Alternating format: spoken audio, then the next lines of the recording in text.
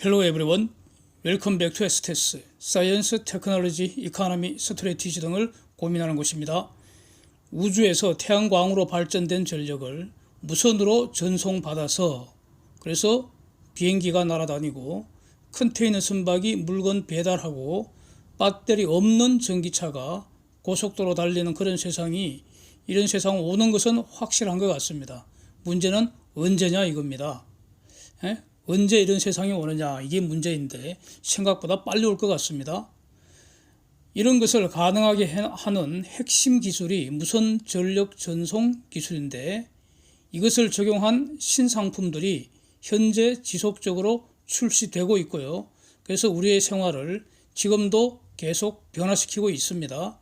세상을 바꾸는 이 기술의 현재 동향, 전망 해보고요. 한국 상황도 정리해 보려고 합니다. 우선 그 사진부터 한번 보시면은 미국의 비밀 무인 우주선 X-37B입니다.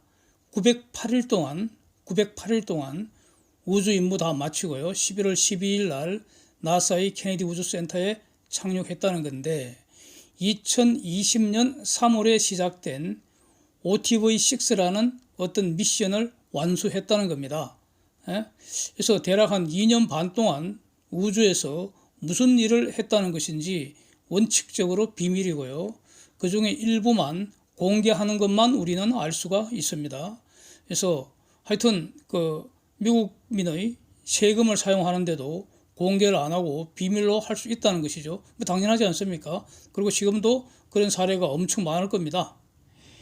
그래서 저것의 본질은 무인 자율 우주선입니다. 무인 자율 우주선. 그래서 미국 우주군 유나이티드 스테이츠 스페이스 포스가 지금 운영을 하고 있습니다.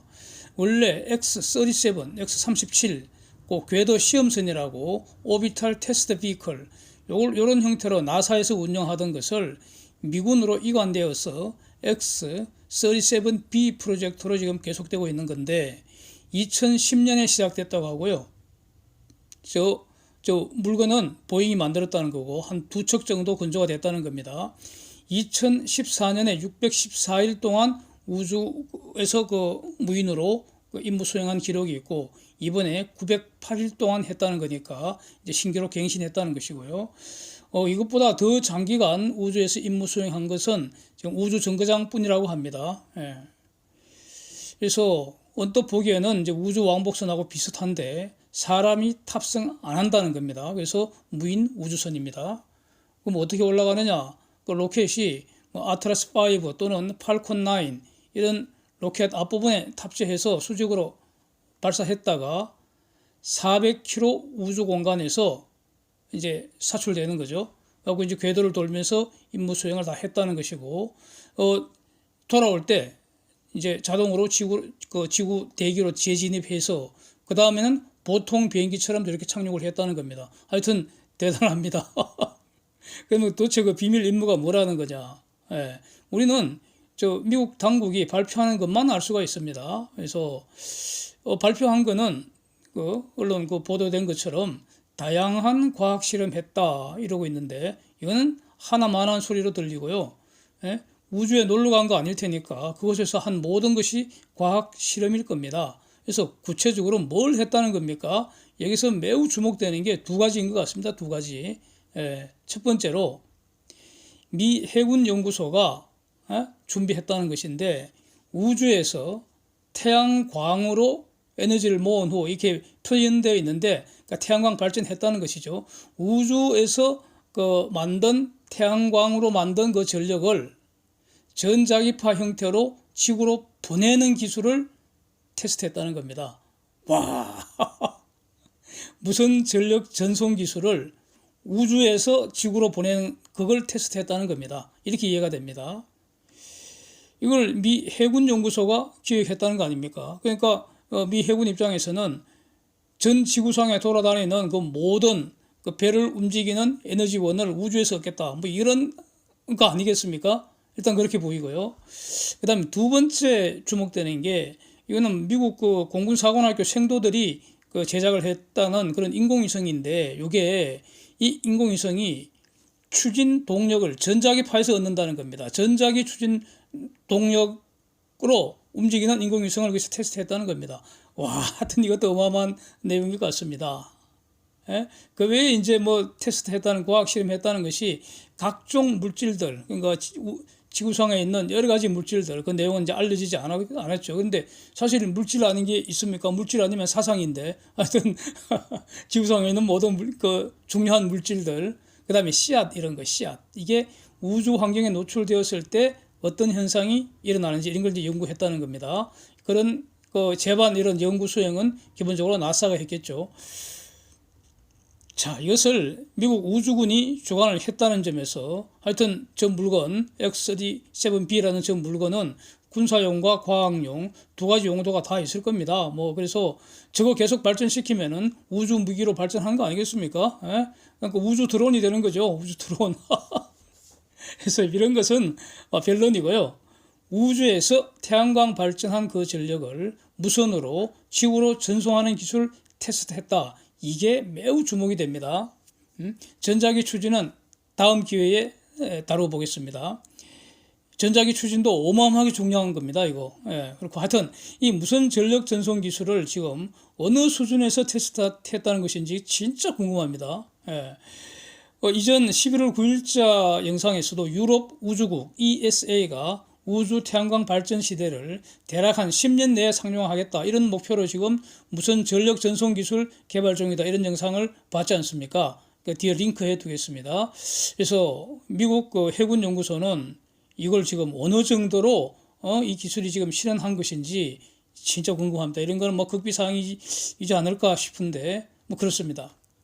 그래서 이 무선 전력 전송 기술 가령 지금 우리 주위에 있는 게 가령 무선 방송, 유선 방송 말고 무선 방송, 통상의 우리 라디오 방송, 텔레비 방송 이런 거 의미하죠. 그 다음에 와이파이나 LTE 기술 이런 거, 그 다음에 또 핸드폰 무선 충전하는 거, 또는 우리 주방에서 쓰는 인덕션 조리기구 있잖아요. 이런 데에서 이미 사용되고 있다는 겁니다. 무선 전력 전송 기술이.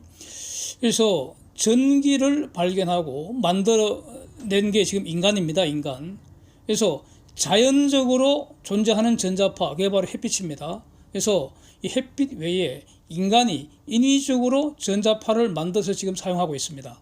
이 인간의 전자파 사용 기술, 이게 앞으로 획기적으로 도약하는 거 아닌가, 이게 지금 주목이 됩니다.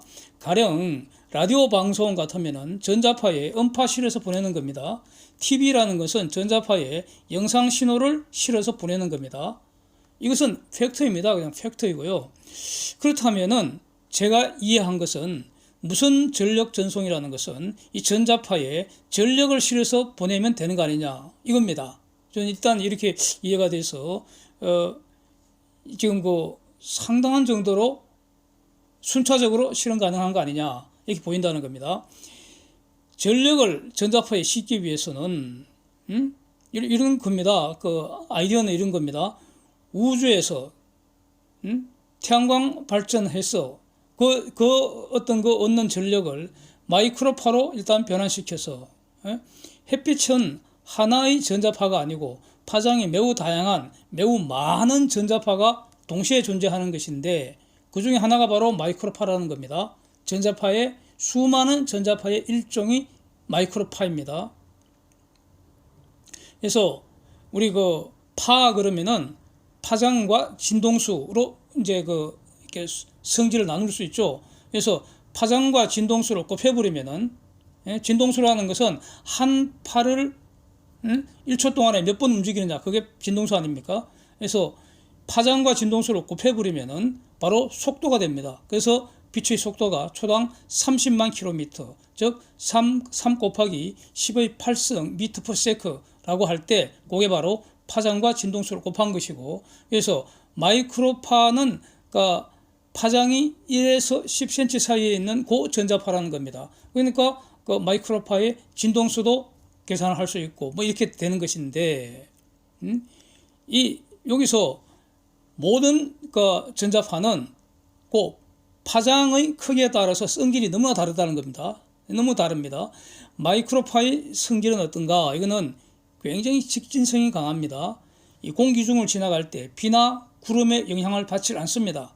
그래서 마이크로파 그 자체는 100% 우주에서 지상으로 보내도 비가 오건 구름이 끼었건 상관없이 100% 지상에 도달한다는 겁니다. 마이크로파는. 만약에 마이크로파보다 파장이 더 짧으면 어떻게 되느냐? 그게 바로 자외선이 되고요. 그보다 더 짧으면 방사선이 됩니다. 위험하죠, 이거는. 그래서 위험한 것이 자외선이 아주 강력한 자외선이 햇빛보다 훨씬 더 강하다는 거죠. 그래서 지나가면은 그것이 부딪히는 어떤 그 물질을 이온화시키는 성질이 있습니다. 대기를 이온화시키면은 즉 위험하잖아요.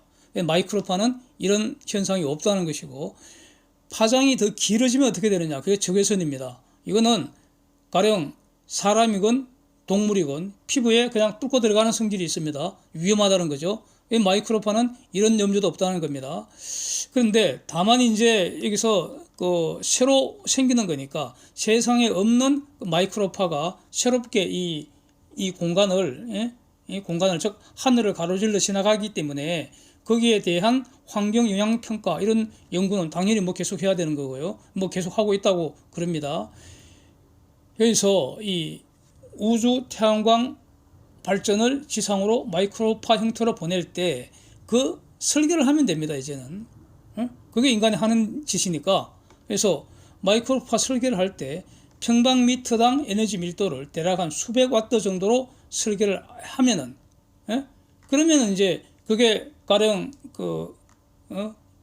에너지를 배달시킬 때 우주에서 땅으로 에너지를 배달시킬 때 그걸 동식물에 만약에 맞는다면은 그냥 한여름에 직사광선 맞는 정도. 그래서 식물 없는 곳을 보내는 것이고, 설사 동물이 그걸 만약에 날아다니는 새한테 쪼여지면은 새는 알아서 피하겠죠. 이렇다는 겁니다.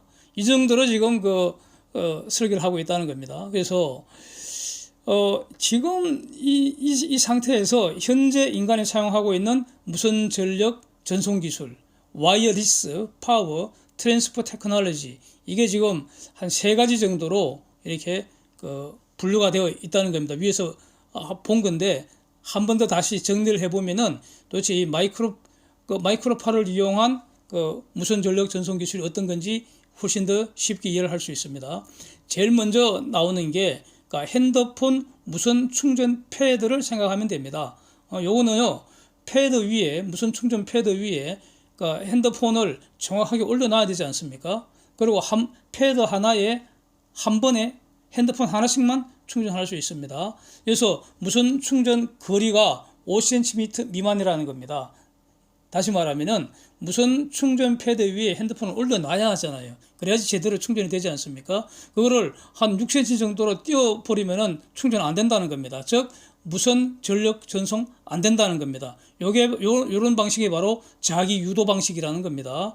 그래서 가령 요즘 신식 아궁이 있잖아요. 신식 아궁이. 바로 인덕션 조리기구 있잖아요.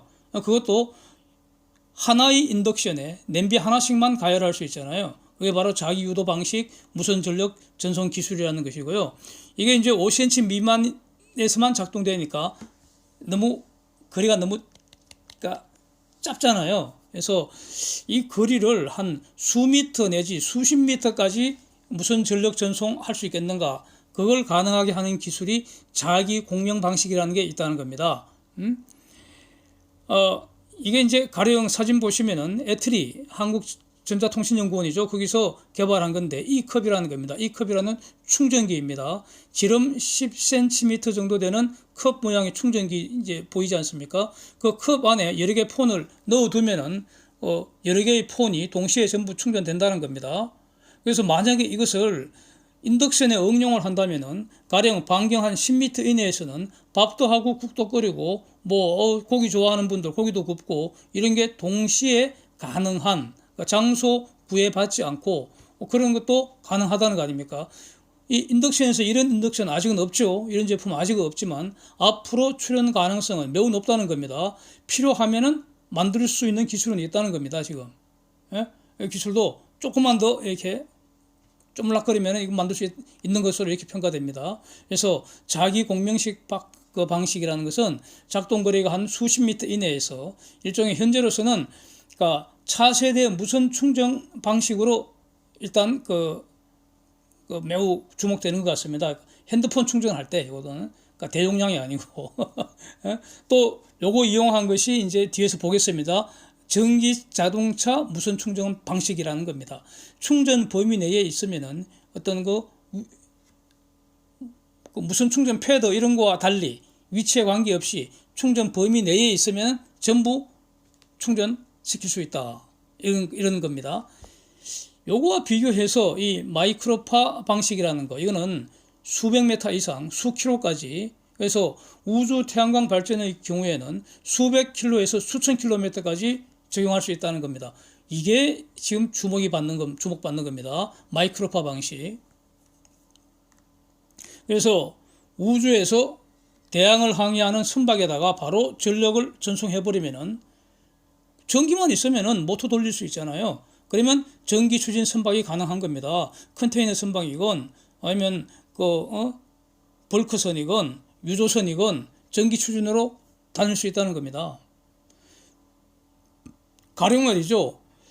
제가 잠시 이제 사냥 얘기를 가령 한번 조금만 해본다면 서울 근교 빙 둘러서 산길 걷는 그 장거리 사는 코스가 있습니다. 가령 강남 쪽 강남 16산 코스는 100km 좀 넘는 거리고요.